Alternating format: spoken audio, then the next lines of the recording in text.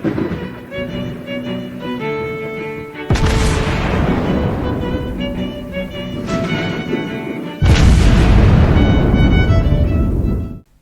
everyone, and welcome back to World of Warships Blitz with Terry, where today we are looking at a German battlecruiser. And this is none other than the Scharnhorst. Here you can say, hey, hang on a minute, Terry, why are we looking at the Scharnhorst? The Scharnhorst is not a new premium. No, she isn't. This one is. We now have two Scharnhorsts. So there's the original Scharnhorst. And then there is the Scharnhorst 43 that has been introduced, I think, as part of the choice in this month's Blitz Pass. So it is, well, it is German, it has secondaries, and we're definitely going to be talking about it. What's about the 1943? Usually, if you get a special dated ship, there is some form of refit that has gone into this. And the Scharnhorst did get a couple of smaller refits, but nothing major. 1943, in fact, was the year when the Scharnhorst was lost. And that is because she was sailing, trying to intercept a supply convoy towards the Soviets in the icy waters of the coast of Norway in December 1943. Unfortunately for her, the British had cracked the Enigma code at that point and were completely aware of where the Scharnhorst was. And in her initial engagement with British cruisers, she got her forward radar shot off.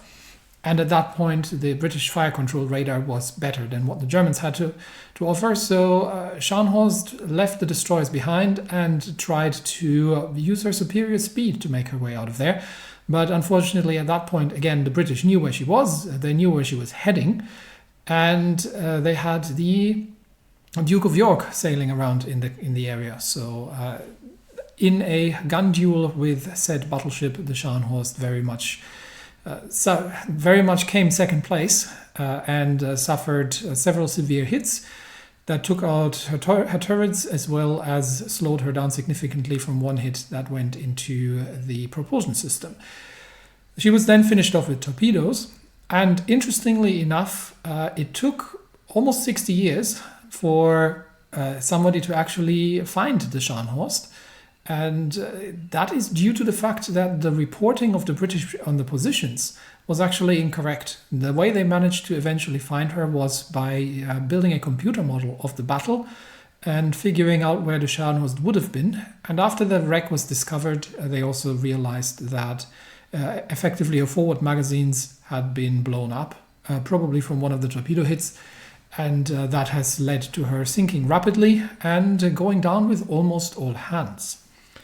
So looking at the Scharnhorst 43 in game, we actually don't have a different Scharnhorst, because the differences between the two ships wasn't that massive historically. It's not that she got a complete overhaul or anything.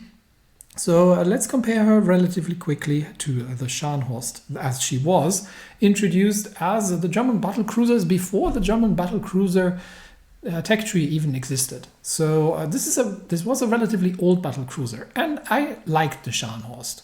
It was one of the earlier ships that I actually purchased, and I've had a lot of fun in this ship. So let's compare the two. The first thing that we'll notice is while the original Scharnhorst had eventually gotten a secondary overload refitted onto her, it's a secondary overload 1. So that one increases reload and range by 20% for 15 seconds, whereas the 1943 edition Scharnhorst gets a slightly better one, so for 25% for 20 seconds on the overload. She also gets a better sonar, but she trades the precise aiming for a single smoke screen. This is a fuel smoke, so it's just a single sort of approach things and for brawling sort of smoke screen. In terms of stats, the hull is exactly the same. The speed, maneuverability, everything else is exactly the same. The guns are slightly different.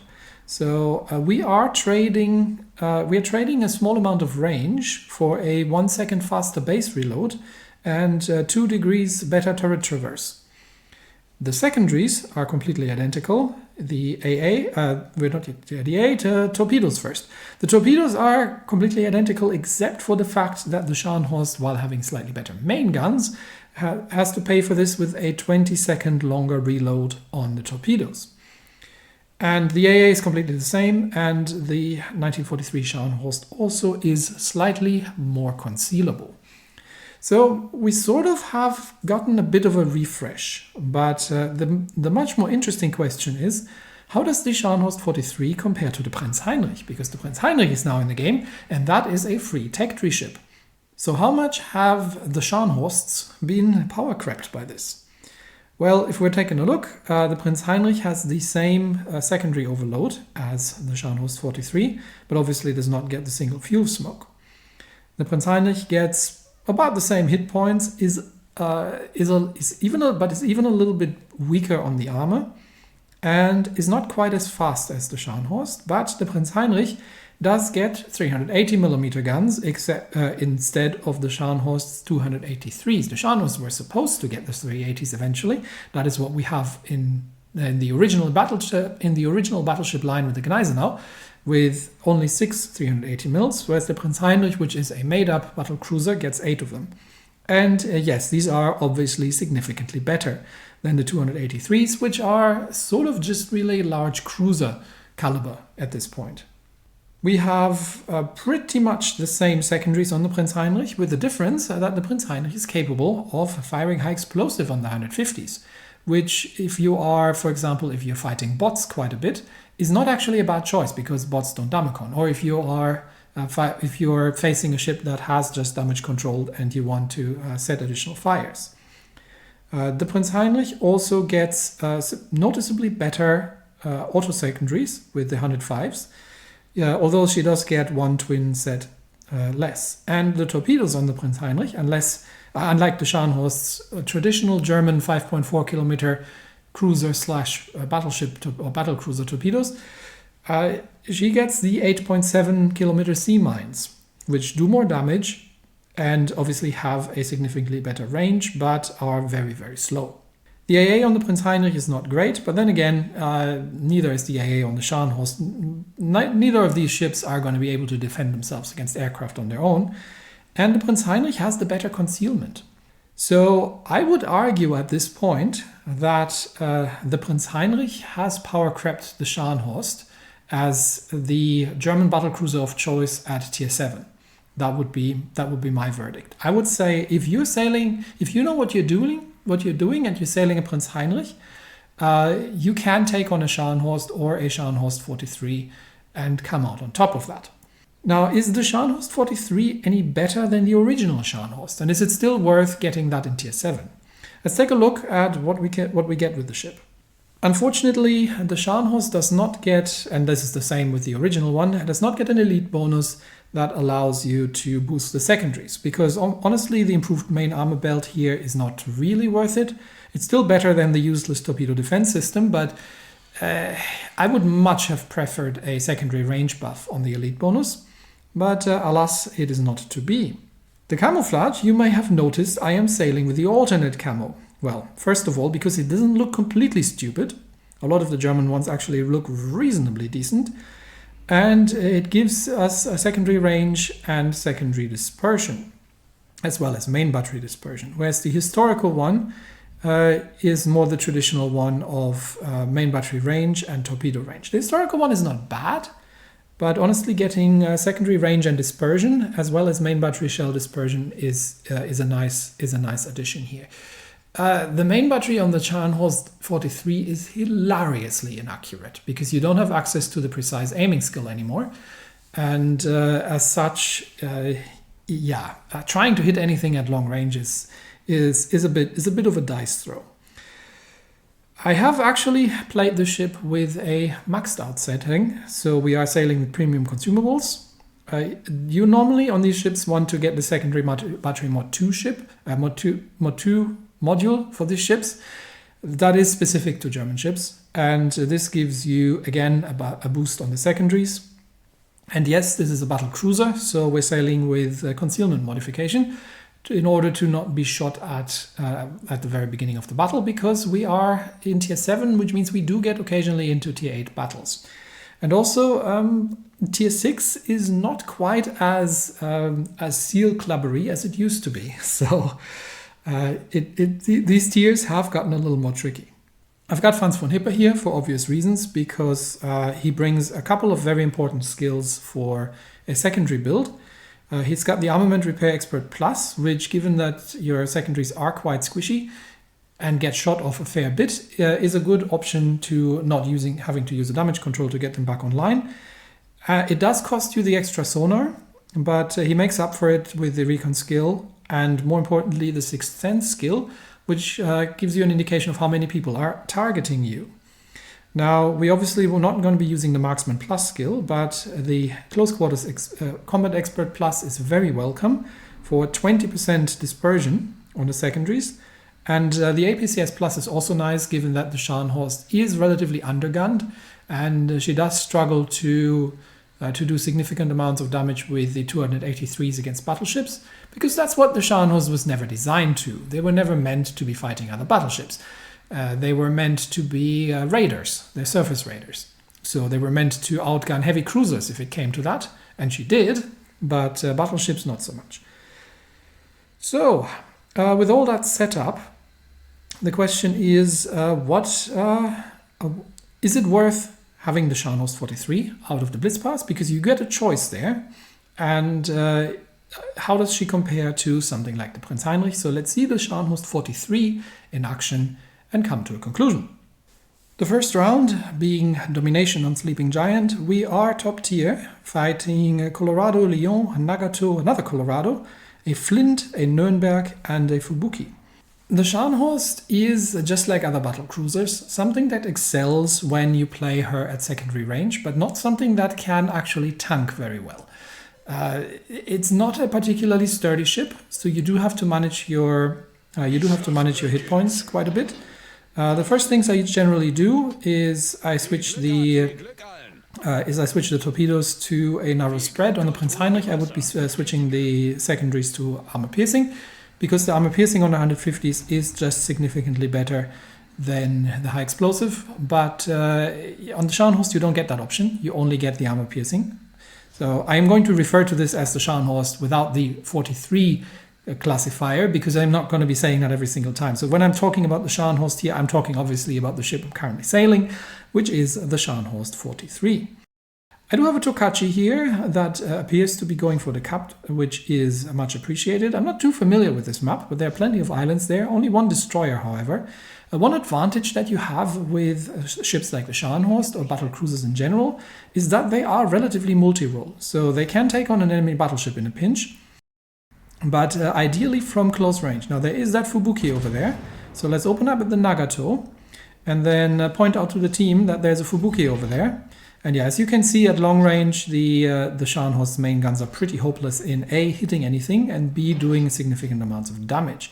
But to his credit, the Tokachi has figured out that the Fubuki is the bigger threat, and I'm using my torpedo indicator to see where the Fubuki is going. And the Tokachi is also not blindly sailing afterwards. So well played already from him. So I'm just going after the Fubuki there, and the Flint pops up. So yeah, I'm going to eat some Flint torpedoes, but I'm not entirely certain what his plan here was, because I have sonar. So that Flint is now very much out of torpedoes. So unless he's going to try and turn around, I'm going to be using my secondary overload, and he did not turn around, instead took one of my torpedoes. And that is probably a very, very dead Flint. Now he is turning around, but I think he's now trying to disengage. Yeah, you don't have the Alpha Strike to end the Scharnhorst in one go, especially not a full health one. So yeah, nice ambush, but it has left me with a kill to my name and one repair kit burned. So that was that.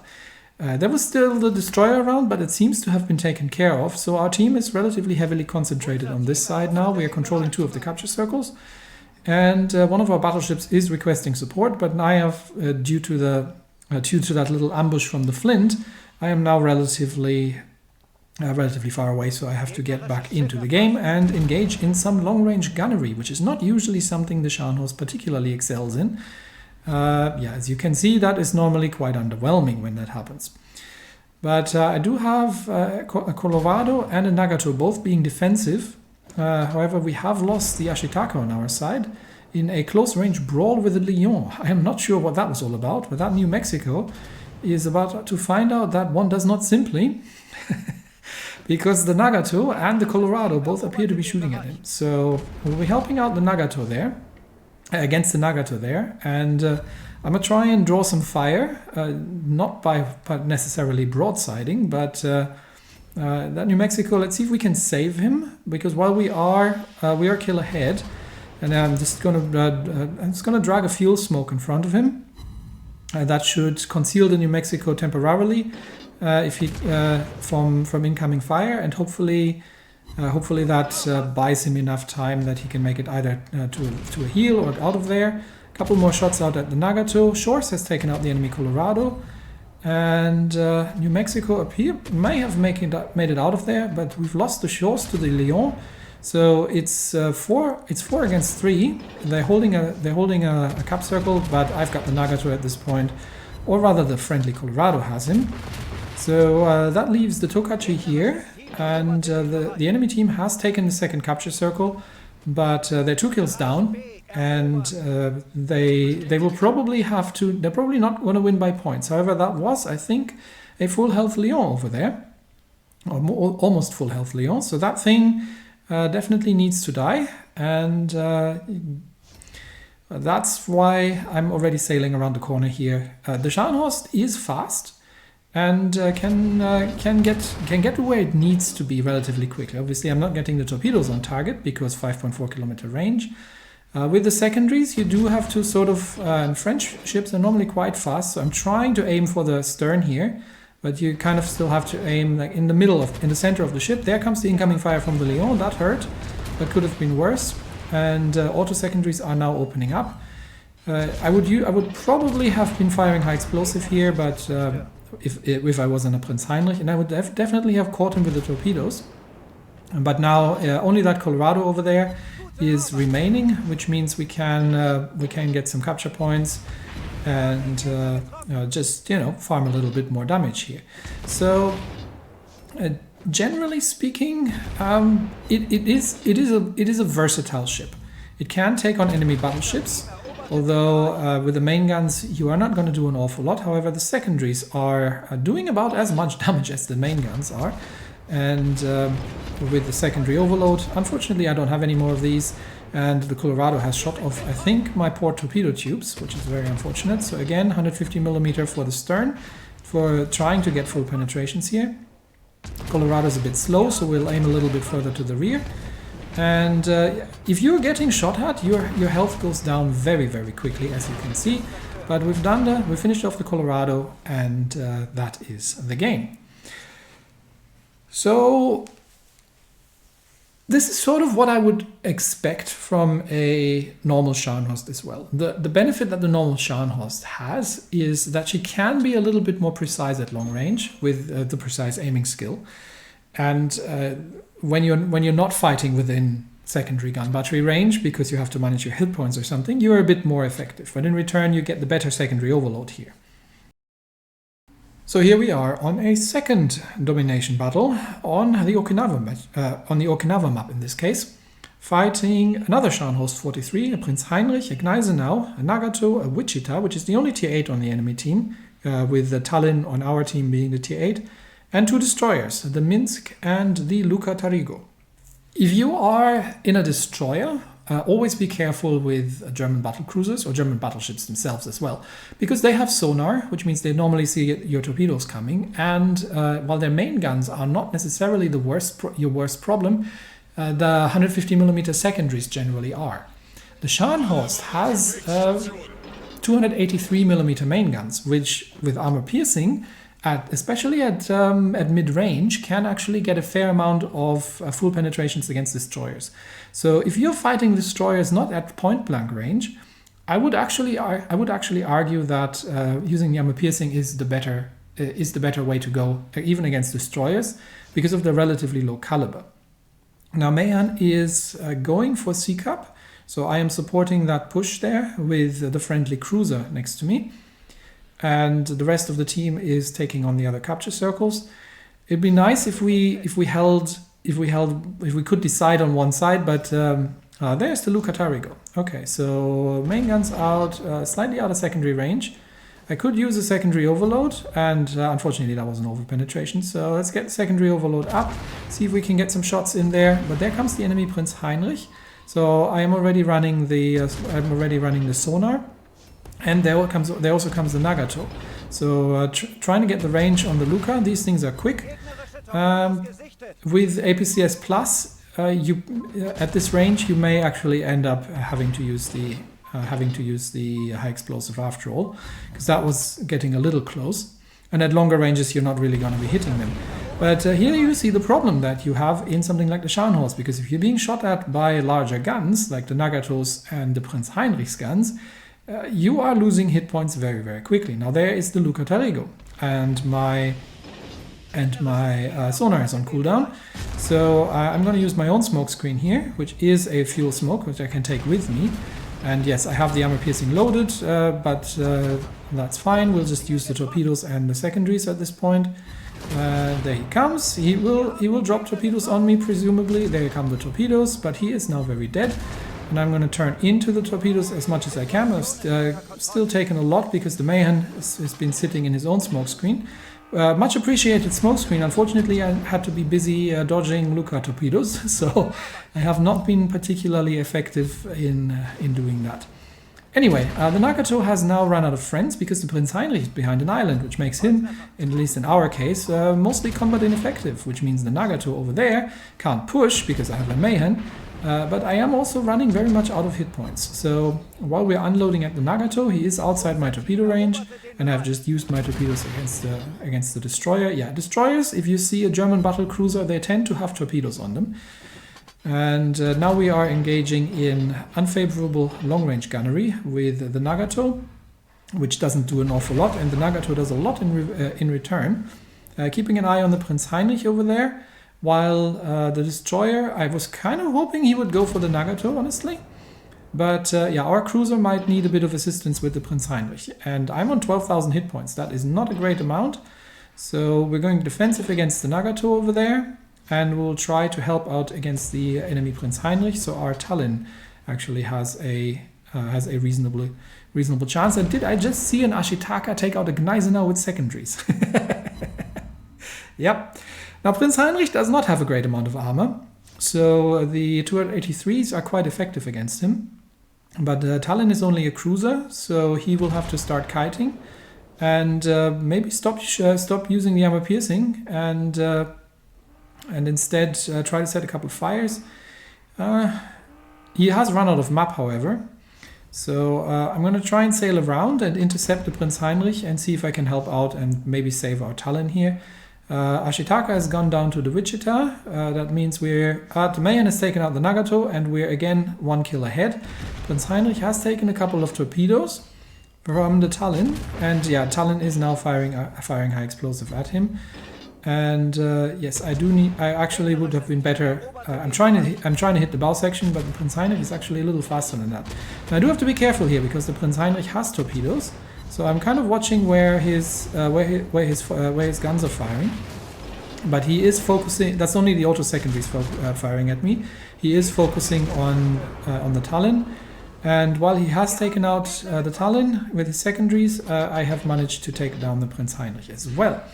So we're 1 kill ahead, but we're still. The enemy team has 2 of the capture circles, and they're about to take a third. Our battleship is sailing towards the edge of the map there, which just leaves Mayen and myself. Now there are 2 minutes left, and they have 3 capture circles. So we need. They have 2 ships left, the destroyer and that cruiser. Now if the battleship can take the destroyer, I can take the cruiser, then Mayen and me should be able to take on the destroyer. So I'm sending Mayen over to B, and I'm going to be sailing towards C Cup. And yes, I have switched to the high explosive because that I think was something Russian, so it's probably going to be a point blank fight, and I do have the APCS plus skill, so I want to avoid the overpens at close range. Just keeping an eye if I'm going to get spotted. There might be something lurking, but I'm not spotted, so he doesn't know I'm coming. He's not in B because the Mayen is taking the capture circle. In a second, we'll know if he's going to be in C Cup, because if I only contest it, no, he's not in C Cup. Okay, so I know he's not in C. I know he's not in B. Where is he? I'm not spotted, so he's got to be somewhere. He's going to need to make something happen if they want to win this, because that cruiser there... Oh, he's in C-Cup. There he is. Hello. Oh, I think he was as surprised as I was. Hello, Mr. Minsk. Okay, Minsk is going to have one chance and one chance alone, and that is going in for a torpedo run. And he does that. He's not using his guns, so he is going in for a torpedo run, but I'm going to send my own torpedoes. He might be able to avoid these. He takes one, and that should be enough, taking him down before he could send the second set, which means I live, and he doesn't. And that just leaves the cruiser, and with that we have all 3 capture circles, and we have won the game. So is the Scharnhorst 43 a good ship? Well, it's basically an improved version of the original Scharnhorst, which, to be fair, has been power crept by the introduction of the Prinz Heinrich. Still, I mean, if you're not owning a ship from the German Battlecruiser line, she's still not a bad ship, but there's a better one in the tech tree. The Scharnhorst 43 is the slightly improved version. I do miss the precise aim for the more long-range battlecruiser play, especially when you're either low on hit points or when you are or in the opening stages of the battle. But I would say if you already have a Prinz Heinrich, and that's good enough for you for tier 7, you don't need this one. If you already have an original Scharnhorst, I would say you'd be hard pressed to pay money to get this one on top, because the ships are not that different. It's more like a black Scharnhorst, really. And if you don't have any of them, and you just want to, you haven't done any grind in the German Battlecruiser line, and you would just like to have a good secondary based surface raider, which is most effective against enemy cruisers, but can take on an enemy battleship in a pinch, and you don't have any of the other 2, then this is definitely still a worthy pick. So there's that, and that's it for me today. Thanks everybody, and I will see you next time. Bye bye.